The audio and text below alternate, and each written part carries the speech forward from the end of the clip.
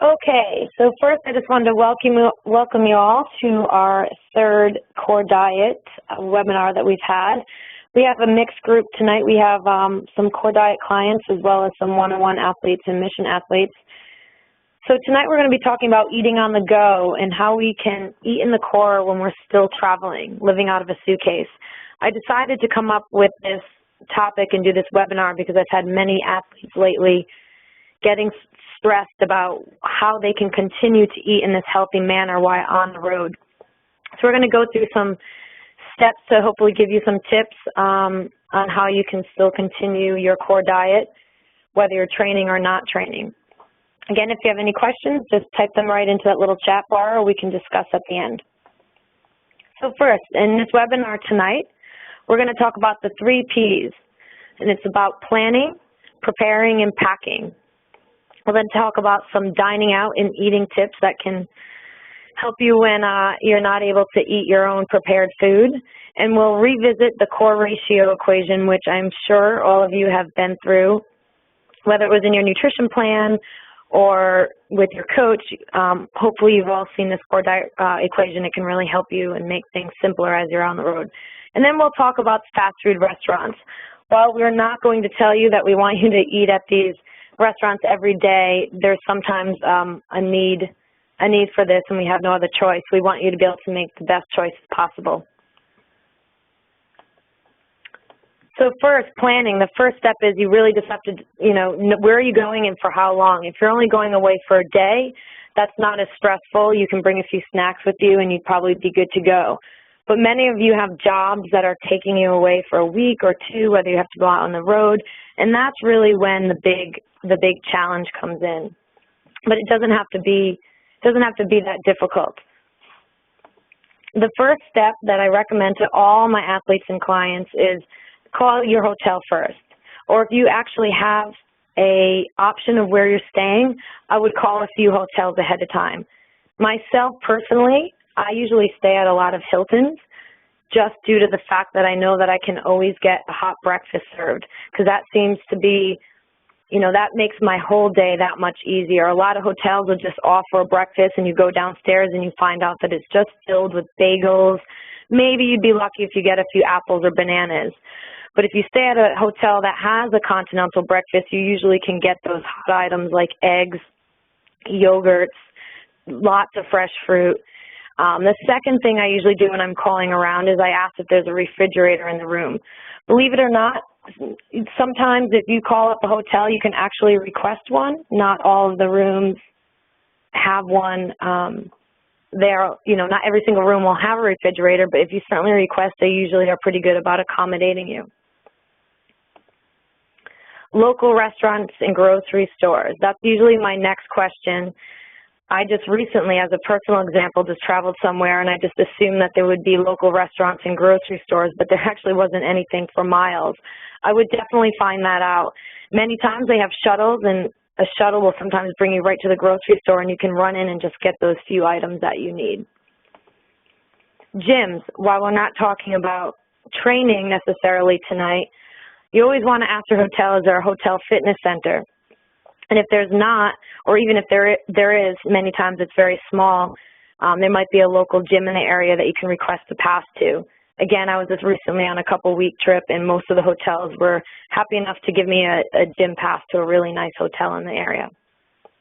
So that's your planning, your step one of planning. So you kind of know ahead of time, what you're going to be faced with.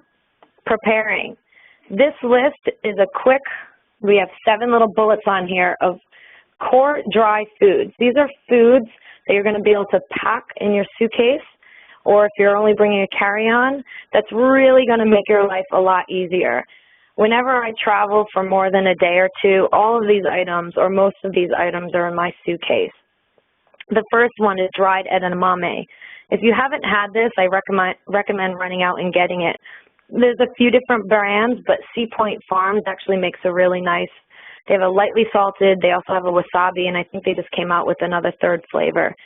The dried edamame, just for a 1/4 a cup, will give you about 14 grams of protein, 10 carbs, 4 fat, and 8 fiber.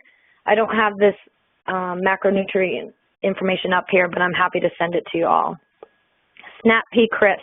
This is made by the Calbee Snack Salad brand. This is something newer that I found.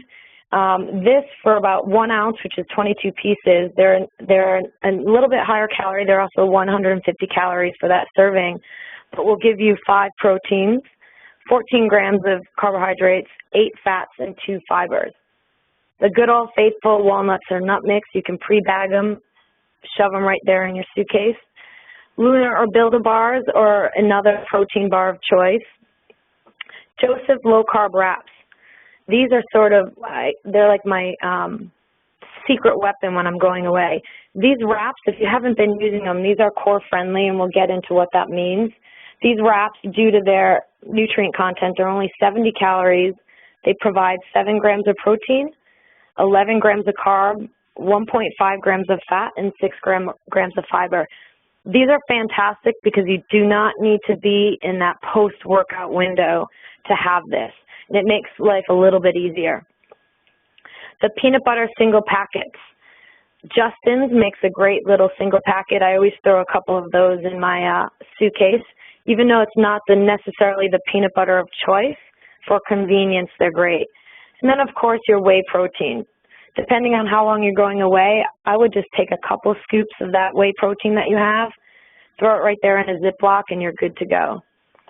And, of course, I always mention don't forget your performance fuels. And this, what I mean is anything, if you're going to be working out while you're away, if this is not a vacation, don't forget to throw a few gels or your sports drink in a Ziploc and your Endurox, because that's just going to make life easier as well.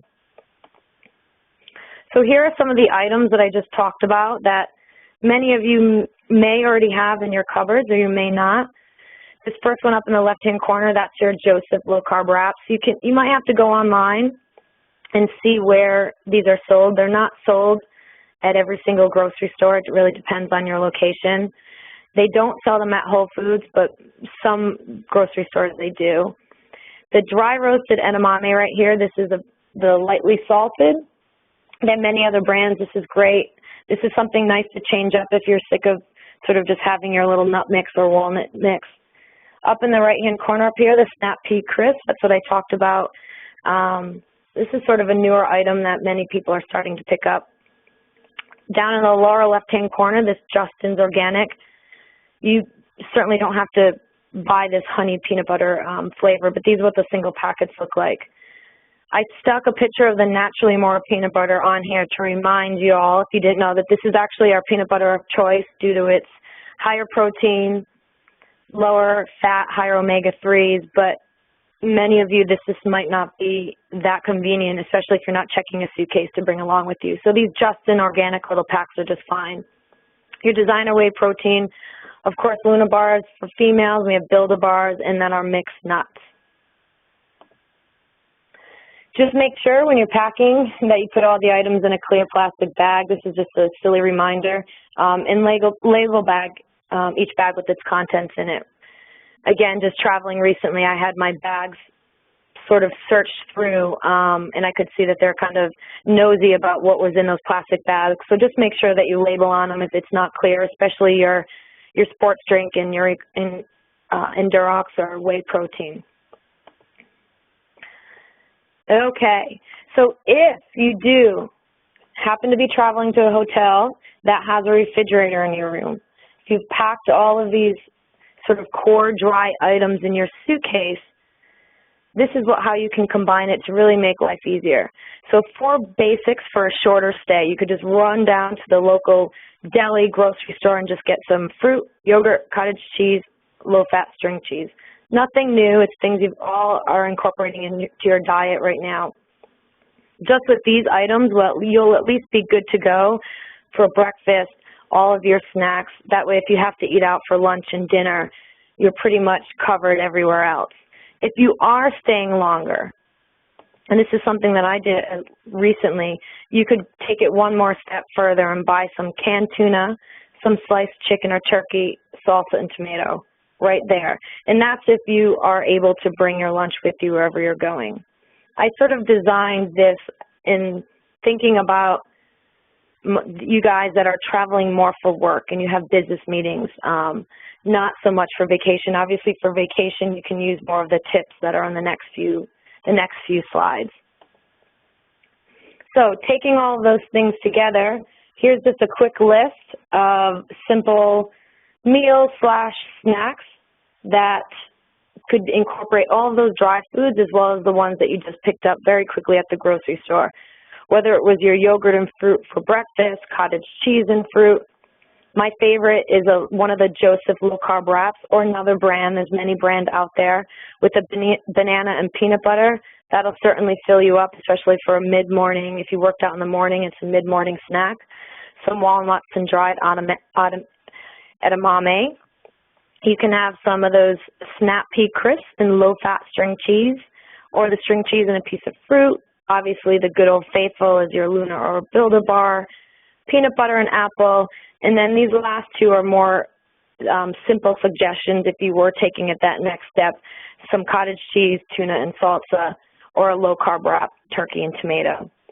Now, this might sound silly, and it's something that I do quite often. I travel with these low-carb wraps, and if I know I'm going to be in a situation where the only options are sandwiches, I will just take out my low-carb wrap if I'm at a conference or a meeting, and I will just take the contents of these sandwiches that they serve and put it right in there. And then you're good to go. You don't have to stress if you're not in your workout window. Okay, so here are some tips that obviously bringing your Joseph low-carb wrap and tuna and tomato sounds all fine and dandy, but it just might not be ideal. So let's just go through some tips that you may have heard before. Hopefully you can learn something new about what you can do when you're dining out. My first suggestion is always step one, read the whole menu. Many people tend to go, especially many people that I work with, they just go right to the salads because that's what we're used to and that seems to be the healthiest thing. But many times at restaurants, the best options are actually back up in the appetizers. 2 small appetizers, maybe a side salad and an appetizer. Just take your time and read through the whole menu. Those salads are obviously they're a core diet staple, but at restaurants they're not always the best choice. Order a la carte, which is basically what I just started to get into. Ordering maybe a couple side dishes and an appetizer, ordering things separate rather than having to get one entree, because many times when you get an entree, 2 of the sides is something that you don't even really want to consume. Ask about oil. I always ask, obviously we always want to ask how things are prepared, but for an example, I'm going to use a Chinese restaurant, even though that's probably not the norm of where we would eat. They might be using a cooking oil and a sesame oil. And 1 teaspoon of that could add 40 calories and 5 grams of fat. So I always want to ask how things are prepared. If you ditch the oil and substitute with some extra herbs, it's going to make a huge difference in that entree. This is my favorite. Go naked. So undress your food, and this is including veggies. You can order a great salmon dish with a side of veggies, but if it was doused in butter and oil, well, this is not as good. So always order things dry and steamed, and you can add things to it. Look for words like broiled, steamed, braised, roast, and stir-fried, rather than sauteed, fried, and creamed. The simpler the preparation, the less fat it will usually contain. And don't be afraid to ask. I'm going to get into this in a minute. So many people go to restaurants and they're actually afraid to ask for these substitutions. The waiters are used to it. It's not your personal kitchen. However, they will accommodate you as much as possible. Requesting sauces and dressings served on the side. I wrote you could bring your own small packet. That might, again, not be the most ideal, but if you happen to be downstairs in your hotel, sometimes when we're at your conference, they have those little packets. Grab one of them and hold them for next time. Always get them on the side because you can determine the portions and how much you want to put on there. As I just got into, don't be afraid to ask for these special requests. As long as you make the request specific and to the point, just tell them straight out, I want the dressing on the side, or I want this. If it's a demand, they're going to make changes. A long time ago, many restaurants didn't even carry decaf coffee. Most people started to ask for it, so they started to carry it. So just keep that in mind. If more of us are asking for certain items, the next time you go there, it might be there. Just keep in mind that, again, it's not your personal kitchen, so just be reasonable. And never feel guilty about leaving food on your plate. If you haven't noticed, in the U.S., our portion sizes are astronomical, and if you're someone that travels a lot, especially if you get into the Midwest, portion seems to get a lot bigger, so don't be afraid about leaving some of those on the plate. The core ratio. So hopefully you've all have seen the core ratio in one of your nutrition plans. And so I'm just going to revisit this because this can make life very, very easy. If you're traveling and you don't have the opportunity to bring stuff with you or go to the local grocery store or market or anything, you can use this equation on anything that has a label on it. What this equation is you're going to take the total carbs plus the sugars that are added minus the fiber. You're then going to divide that by the fat plus the protein. We'll go through an example. What we're looking for is a ratio less than 2.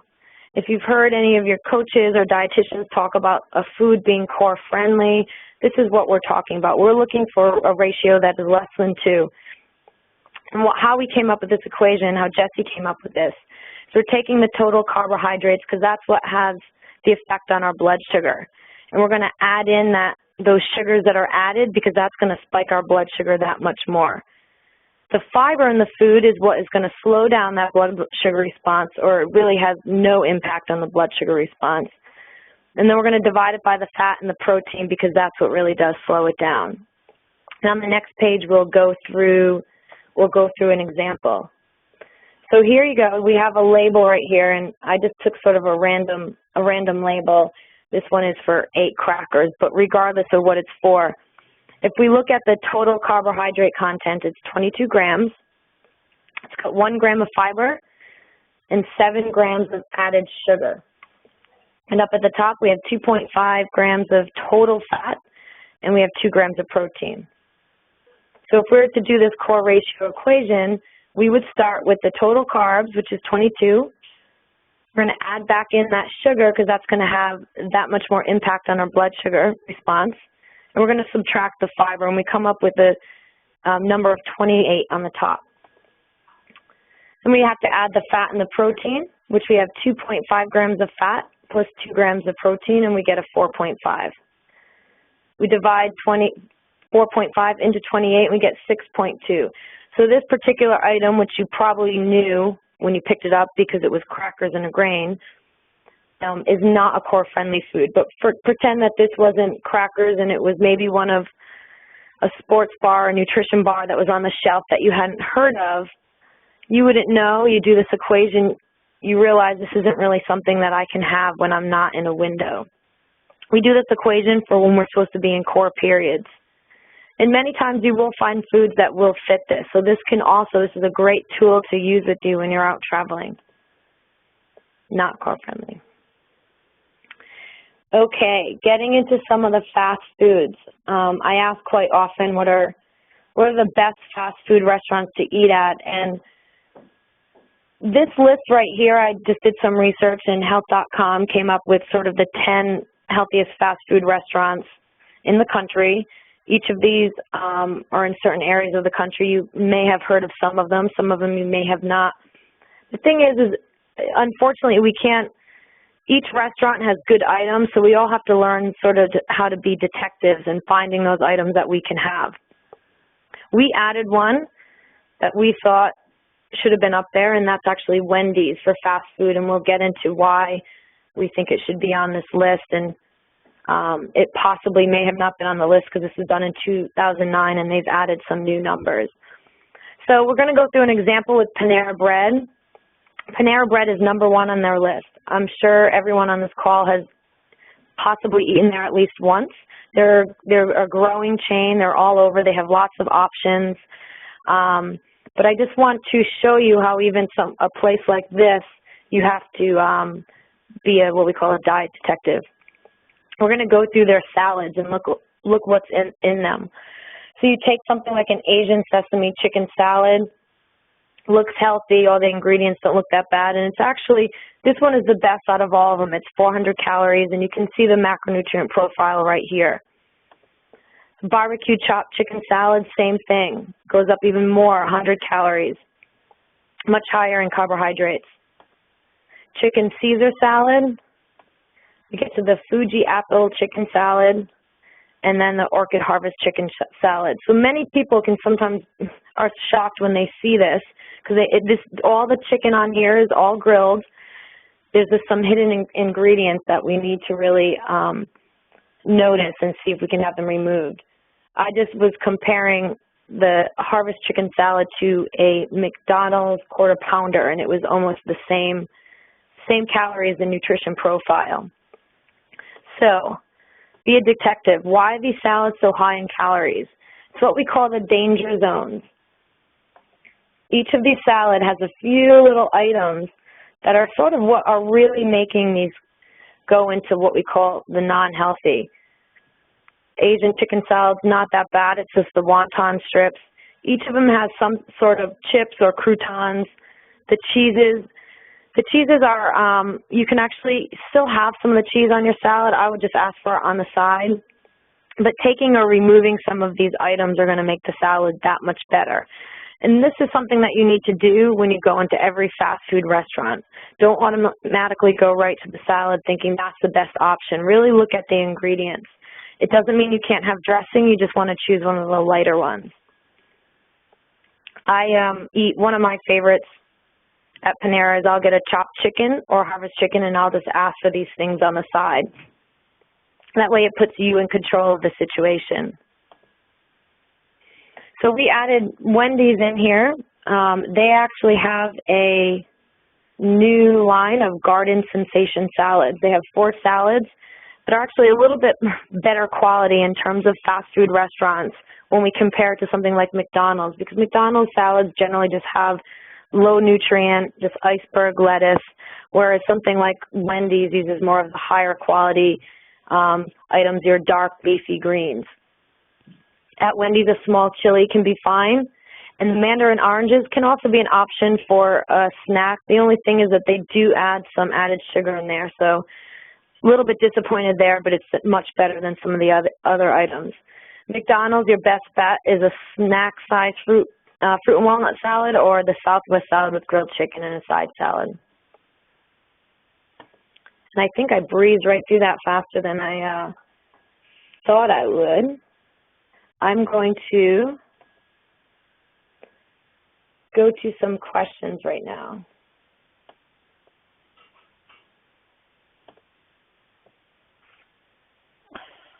Jamie? Yep. This is Tim. I just want to let you know I'm unmuting everybody. Unmuting. Yep. So everyone should be able to speak at will. Okay. So this is a time that I'd actually like to take some questions. This is usually a nice time to share information, ask anything that we went over, or something that's not on here that you'd like to know. Jamie? Yes. And this is Nina. I have a comment regarding the broiled. I went out to dinner with a friend of mine, and we went to Perkins, not too uncommon, and I ordered a broiled fish dinner with vegetables. Now, I did catch them to not put butter on the vegetables, but apparently their broiling technique also involved putting it in a small dish just saturated with butter. Really? So now that was Perkins. I don't know if that was their way of broiling, but I noticed in your slides that it stated broiling is a good option, and that's what I thought, but that wasn't the case. Yeah, and you know what? That's going to happen from restaurant to restaurant. Those are just sort of key, I don't want to say generic words to look for, and I guess it's going to different, it's going to be different from restaurant to restaurant, and that's why go back to that sort of go naked, undress your protein. Just tell them, just put it dry. I don't want any butter or oil. That's why I ask about the oil. I don't think that's the norm, just because I've eaten out at many restaurants and gotten them broiled and it's not. But again, they do have the liberty to do whatever they want to do. So I would just ask about the oil and go naked, getting everything on the side. And again, we're in a very, very health conscious time period right now. So a lot of these restaurants are used to their clients, shall we say, asking for these things. But that's interesting and very good to know.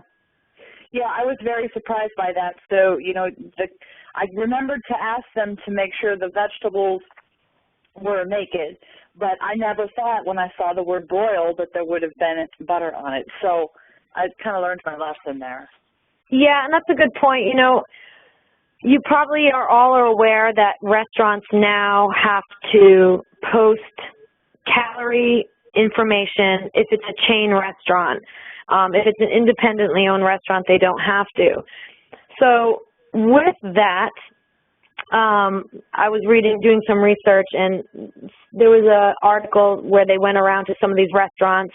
It was either a Chili's or Applebee's or whatnot, and one of their guiltless healthy menus items, I think it was a salmon and vegetables that was supposed to have X amount of calories, they actually sent it to a lab, and it was actually much more than they stated at the restaurant. So again, just like you said, you wanted it broiled, you thought it was going to be healthy, go one step further and always ask, because this is where really all the hidden stuff is. It's all in the dressings, the oils, how it's prepared. The actual food isn't generally the problem. Right. And again, dining out, it should be enjoyable. It's a special experience. But, what this was really focusing on tonight was when we're traveling, we're not on vacation, food is function, we're just trying to get our, keep our diet clean, whether we're training close to an A race, where when we go out to dinner, it really is we're just trying to get a healthy meal. Obviously, if you want to go out for a nice dinner, it's your cheat night or something, enjoy the meal for how it's prepared. But, otherwise, we want to focus on these things. Okay. If anyone else has another question, they can just shoot out. I know a couple of people are just listening only, so they can type in for any other questions. And Nina, yes, you asked about downloading this presentation. This whole webinar, you will be able to go and watch the whole thing, hear everything. It'll be in the resources section. I'll post it to the forum and put it in the members resource section, so you'll be able to see this again. Thank you. Mary, okay. If your only option for traveling breakfast is McDonald's, would a good choice be an Egg McMuffin? Okay, so McDonald's does, for the most part, I'm not sure if it changes from chain to chain. They actually do use real eggs. So the issue would be the McMuffin. If you weren't in any sort of post-workout window, we wouldn't want to have that huge the huge bread, the actual English muffin. But you could take the muffin off and just eat the egg, or going one step further, and this might sound crazy, but if I'm traveling, and I've done this before, I've actually taken that egg and I put it in a Joseph low-carb wrap, and I had it as a little sort of burrito. And to me, that was the best I could do. I had no other solution, but again, we want to really avoid all those grains, and all of you know, you've been working with us for a long time, that's sort of the heart or the core of the core diet. But McDonald's eggs are better than other fast food eggs from what I've seen. They're actually real eggs. Does that answer your question, Mary? I did to the best.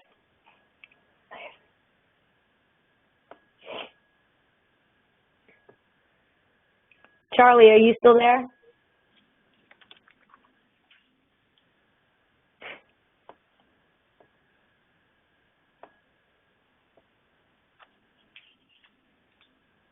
Does anyone have any other, Mary, you're making me laugh right now. Does anyone have any other questions? No?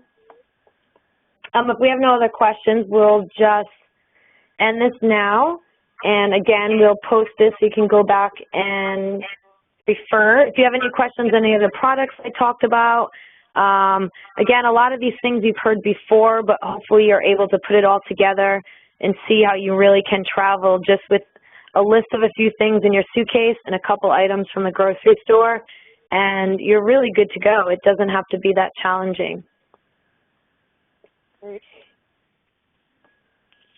Okay, well, if we have no more questions, we are going to end this webinar. We'll stop recording now. And I thank you all for joining. And